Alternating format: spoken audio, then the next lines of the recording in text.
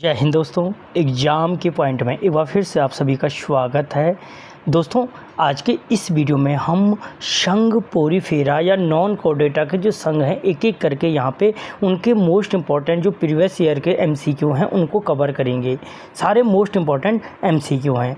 तो देखते हैं आज का पहला क्वेश्चन, स्पंज निम्न में से किस संघ के प्राणी हैं, या स्पंजों को निम्न में से बोला जा क्वेश्चन बन सकता है कि स्पंजों को किस संघ के अंतर्गत रखा गया है। तो संघ पोरीफेरा के अंतर्गत रखा गया है किसको, स्पंजों को। ठीक है, यानी अगर पोरीफेरा आता है तो सीधी सी बात है किसकी बात कर रहे हैं, स्पंजों की बात की जा रही है। अगला क्वेश्चन, संघ पोरीफेरा के शरीर पर असंख्य छिद्र पाए जाते हैं जिन्हें कहते हैं। दोस्तों जो संघ पोरीफेरा के प्राणी होते हैं इनके शरीर पर क्या होते हैं, असंख्य छिद्र पाए जाते हैं और ये छिद्र ऑस्ट्रिया कहलाते हैं। क्या कहलाते हैं, ऑस्ट्रिया कहलाते हैं। कौन, जो पोरीफेरा के शरीर पर छिद्र पाए जाते हैं। अगला क्वेश्चन, संघ पोरीफेरा के प्राणी हैं। दोस्तों जो संघ पोरीफेरा के जो प्राणी होते हैं वो किस स्तर के प्राणी होते हैं, क्योंकि मैं इससे पहले जब प्रोटोजोआ को बताया था तो वहाँ पे उससे पहले कुछ क्वेश्चनों में मैंने क्या बताया था कि स्तर के आधार पे बांटा था। तो पहले याद रखो कि जो संघ पोरीफेरा के प्राणी होते हैं कोशिका स्तर के प्राणी होते हैं। देखो कोशिका स्तर के जो प्राणी होते हैं स्पंज होते हैं या पोरीफेरा के प्राणी होते हैं। दो कोशिका स्तर हो गए। देखो इसके बाद इसको उत्तक स्तर कर दो। उत्तक स्तर के जो प्राणी होते हैं सिलेंट्रेटा के जो प्राणी होते हैं, जो सिलेंट्रेटा के संघ सिलेंट्रेटा के जो प्राणी होते हैं वो क्या होते हैं, उत्तक स्तर के प्राणी होते हैं। अंग स्तर के जो प्राणी होते हैं वो प्लेटीहेलमिन्थीज क्या होते हैं, प्लेटीहेलमिन्थीज अंग स्तर के प्राणी होते हैं।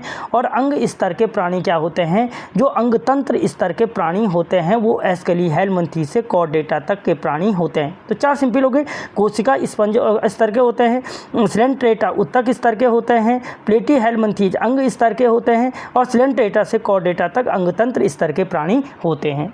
ठीक है, अगला क्वेश्चन, स्पंजों का अध्ययन कहलाता है। दोस्तों जो संघ पोरीफेरा के प्राणी हैं स्पंज, उनका जो अध्ययन कहलाता है पैराजियोलॉजी कहलाता है। क्या कहलाता है, पैराजियोलॉजी के नाम कहलाता है स्पंजों का अध्ययन। और जो नीडोलॉजी कहलाता है, याद रखना यहीं पे आगे आएगा, नीडोलॉजी सिलेंट्रेटा का अध्ययन कहते हैं, क्योंकि सिलेंट्रेटा को संघ निडेरिया भी कहा जाता है। सिलेंट्रेटा को अन्य किस नाम से जाना जाता है, तो निडेरिया के नाम से जाना जाता है और इसका जो अध्ययन कहलाता है वो नीडोलॉजी कहलाता है। अगला क्वेश्चन, संघ पोरीफेरा के प्राणियों में स्पंज गुहा पाई जाती है जो कहलाती है। देखो जो स्पंज गुहा पाई जाती है स्पंजों में पाई जाती है और स्पंज आते हैं पोरीफेरा के अंतर्गत। तो जो संघ पोरीफेरा में स्पंज गुहा पाई जाती है, पोरीफेरा में स्पंज गुहा पाई जाती है, इसे किस नाम से जानते हैं, तो इसे ऑस्कुलम के नाम से जाना जाता है।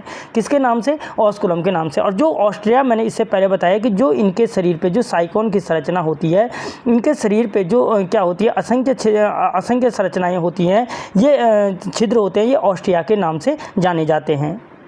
अगला क्वेश्चन, संघ पोरीफेरा के प्राणी होते हैं। दोस्तों जो संघ पोरीफेरा के जो प्राणी होते हैं वो अमोनोटेलिक होते हैं। क्या होते हैं, अमोनोटेलिक के मतलब है कि जो उत्सर्जन करते हैं अमोनिया के रूप में करते हैं। यूरियोटेलिक होते हैं जो यूरिया के रूप में उत्सर्जन करते हैं, जैसे मनुष्य जानवर करते हैं। यूरिकोटेलिक होते हैं जैसे पक्षी होते हैं, यूरिक अम्ल के रूप में उत्सर्जन करते हैं, जिसमें क्या होता है मल के साथ ही ये क्या करते हैं, उत्सर्जन की क्रिया को करते हैं। तो ये अमोनोटेलिक, यूरियोटेलिक और यूरिकोटेलिक समझ लो। अगला क्वेश्चन, निम्न में से किस संघ का नाल तंत्र विशिष्ट लक्षण है। दोस्तों अगर पूछा जाए नाल तंत्र किस क्या है, संघ का विशिष्ट लक्षण है, तो जो नाल तंत्र है संघ पोरीफेरा का विशिष्ट लक्षण है क्या, नाल तंत्र। ठीक है, और ये नाल तंत्र अगर पूछे जाए कितने प्रकार के पाए जाते हैं, तो मुख्य रूप से 3 प्रकार के नाल तंत्र पाए जाते हैं स्पंजों में या संघ पोरीफेरा के में। अगला क्वेश्चन, सबसे सरल प्रकार का नाल तंत्र है। दोस्तों जो सबसे सरल प्रकार का जो नाल तंत्र होता है, मैंने कहा 3 प्रकार के नाल तंत्र होते हैं, और जो सबसे सरल प्रकार का नाल तंत्र होता है एस्कॉन प्रकार का नाल तंत्र होता है, जो सबसे सरल प्रकार का नाल तंत्र होता है। जो एस्कॉन नाल तंत्र पाया जाता है ल्यूकोसोलोनिया में पाया जाता है। कौन सा स्पंज में, ल्यूकोसोलोनिया में पाया जाता है, ल्यूकोसोलेनिया में पाया जाता है। कौन सा, ल्यूकोसोलेनिया में पाया जाता है एस्कॉन प्रकार का नाल तंत्र, जो सबसे सरल प्रकार का क्या है, नाल तंत्र है। स्काइपा प्रकार का जो नाल तंत्र पाया जाता है वो साइकोन में पाया जाता है। साइकोन में क्या पाया जाता है, स्काइपा प्रकार का नाल तंत्र पाया जाता है। अगला क्वेश्चन, ल्यूकोन प्रकार का नाल तंत्र पाया जाता है। जो ल्यूकोन प्रकार का नाल तंत्र पाया जाता है, मैंने देखो तीन प्रकार के नाल तंत्र होते हैं। एस्कोन प्रकार का बता चुका हूँ, सबसे सरल है, ल्यूकोसोलोनिया में पाया जाता है। दूसरा स्काइफा प्रकार का नाल तंत्र साइकोन में पाया जाता है। और जो ल्यूकोन प्रकार का नाल तीसरा है, ल्यूकोन प्रकार का जो नाल तंत्र होता है वो स्पंजिला में पाया जाता है। कहाँ पे? स्पंजिला में पाया जाता है ल्यूकोन प्रकार का नाल तंत्र है। और अगर पूछे सबसे जटिल नाल तंत्र कौन सा है, तो जो सबसे जटिल नाल तंत्र है वो स्पंजिला में पाया जाता है, जो ल्यूकोन प्रकार का नाल तंत्र पाया जाता है। तो एस्कोन प्रकार का ल्यूकोसोलोनिया में, एस्कोन प्रकार का साइकोन में और ल्यूकोन प्रकार का स्पंजिला में पाया जाता है। ये 3 प्रकार के नाल तंत्र पाए जाते हैं जो स्पंजों में पाए जाते हैं। स्पंजों का अध्ययन पैराजूलॉजी कहलाता है। संघ पोरीफेरा के प्राणी होते हैं। अगला क्वेश्चन, निम्न में से किसके विकास में ओलिन्थस अवस्था देखने को मिलती है? दोस्तों, जो ओलिन्थस अवस्था देखने को मिलती है वो साइकोन के विकास में देखने को मिलती है। ओलिन्थस अवस्था किसके विकास में? ओलिन्थस अवस्था साइकोन के विकास में देखने को मिलती है। और इसमें एक चीज़ याद रखना, नर और मादा अलग अलग होती हैं। नर और मादा अलग अलग होती हैं, लेकिन इसमें जो नर और मादा क्या होती है, अलग अलग नहीं होती हैं। और अलग अलग नहीं होती हैं तो इसका मतलब क्या है, उभयलिंगी होते हैं। उभयलिंगाश्रयी क्या होते हैं, ये क्या होते हैं, जो स्पंज होते हैं उभयलिंगी होते हैं। ठीक है। अगला क्वेश्चन, अलवणीय जल का स्पंज कहलाता है। दोस्तों, जो अलवणीय जल का स्पंज कहलाता है वो स्पंजिला को क्या कहते हैं? अलवणीय जल का स्पंज कहते हैं स्पंजिला को, जिसमें मैंने थोड़ी देर पहले कहा था ल्यूकोन प्रकार का नाल तंत्र पाया जाता है, जो क्या है, सबसे जटिल नाल तंत्र है। ठीक है, स्पंजिला में। इसी स्पंजिला को क्या कहा जाता है? अलवणीय जल का स्पंज कहा जाता है, यानी जो मीठे पानी में रहते हैं। अगला क्वेश्चन, वीनस फ्लावर बास्केट के नाम से जाना जाता है। जो वीनस के फूलों की टोकरी या वीनस फ्लावर बास्केट के नाम से जो जाना जाता है वो यूप्लेक्टेला को जाना जाता है। किसको? यूप्लेक्टेला को वीनस फ्लावर बास्केट के नाम से जाना जाता है। अगला क्वेश्चन, बाथ स्पंज के नाम से जाना जाता है। दोस्तों, जो बाथ स्पंज के नाम से किसे जाना जाता है, तो यू स्पंजिया को। कहाँ पे है? यू स्पंजिया को बाथ स्पंज के नाम से जाना जाता है। यू स्पंजिया को जाना जाता है बाथ स्पंज के नाम से। देखो, स्पंजिला अभी बोला अलवणीय जल का स्पंज है। यूप्लेक्टेला, जो यूप्लेक्टेला है वीनस फ्लावर ट्रैप कहलाता है। वीनस फ्लावर ट्रैप कहलाते हैं। यू स्पंजिया हो गई, बाथ स्पंज के नाम से जाना जाता है। बार बार इसलिए बोल रहा हूँ कि वीडियो देख रहे हो तो कुछ ना कुछ बेनिफिट हो। अगला, निम्न में से मोती उद्योग के लिए हानिकारक स्पंज है। मोती उद्योग के लिए जो हानिकारक स्पंज है वो स्पंज है क्लियोना स्पंज है। कौन सा है? क्लियोना स्पंज क्या है? मोती उद्योग के लिए हानिकारक स्पंज है। कौन सा? क्लियोना। और इसी को कहा जाता है बोरिंग स्पंज भी कहा जाता है। अगर पूछे बोरिंग स्पंज के नाम से किसे जाना जाता है, तो बोरिंग स्पंज के नाम से भी क्लियोना को जाना जाता है, जो मोती उद्योग के लिए क्या है, एक हानिकारक स्पंज है। ठीक है। अगला क्वेश्चन, ऑर्गन पाइप कोरल कहलाता है। दोस्तों, जो ऑर्गन पाइप कोरल के नाम से जाना जाता है वो ट्यूबिफोरा को जाना जाता है। किसको जाना जाता है? ट्यूबिफोरा को ऑर्गन पाइप कोरल भी कहा जाता है। ऑर्गन पाइप कोरल कहा जाता है। ठीक है।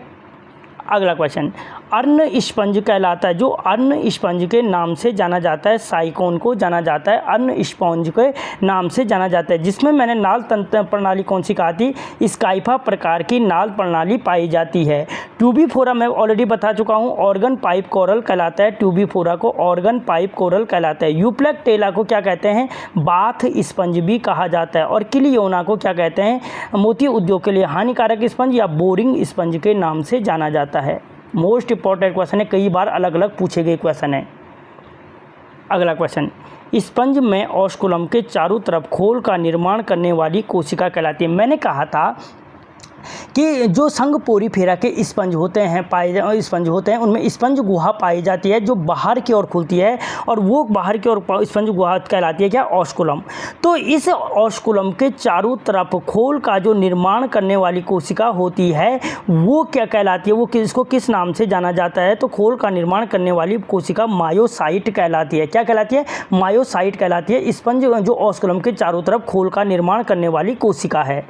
अगला क्वेश्चन, स्पंज में भोजन का संचय करने वाली कोशिका कहलाती है। दोस्तों जो स्पंज होता है उन स्पंजों में जो भोजन का संचय करती है वो कहलाती है थियोसाइट के नाम से जाना जाता है।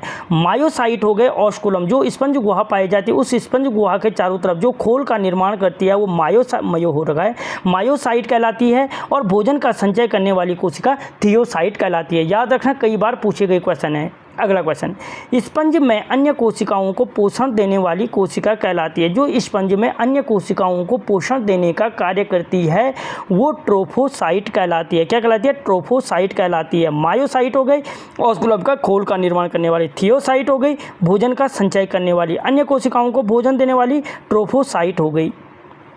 अगला क्वेश्चन, स्पंज की कसाव युक्त कोशिका कहलाती है, और स्पंज की जो कसाव युक्त कोशिका कहलाती है वो कोएनोसाइट कहलाती है। क्या कहलाती है? कोएनोसाइट के नाम से जानी जाती है।